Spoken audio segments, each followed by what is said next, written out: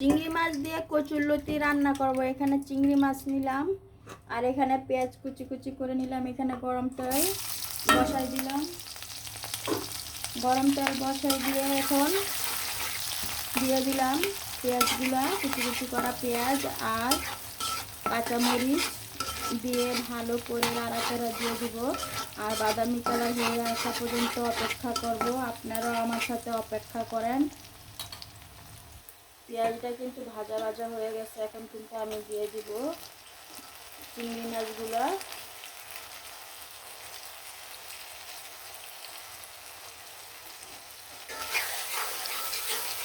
চিংড়ি মাছগুলো কিন্তু খুব সুন্দরভাবে দিয়ে দিলাম। সবগুলা চিংড়ি মাছই দিয়ে দিলাম।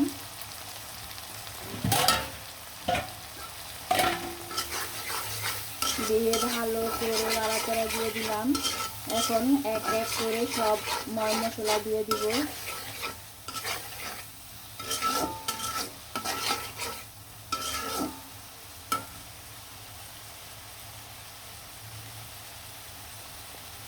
এখানে কিন্তু মরিচ, লবণ, হলুদ, জিরা, ধনিয়ার গুঁড়া দিয়ে দিলাম। দিয়ে ভালো করে মাছ আর পেঁয়াজগুলো কিন্তু মশলার সাথে একদম সুন্দরভাবে পারফেক্টভাবে কষিয়ে নিব। মশলা যত কষাবেন রান্না কিন্তু ততই স্বাদ হবে।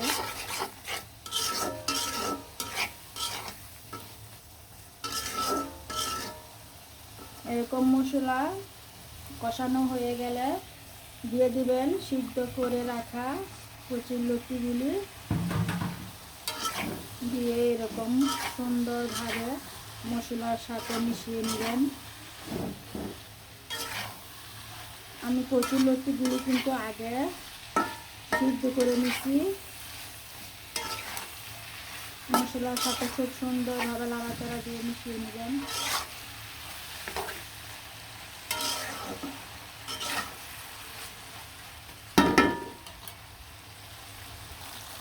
আসলে এরকম চিংড়ি মাছ দিয়ে কিন্তু দেশি কচুরলতি আসলে অনেক স্বাদ।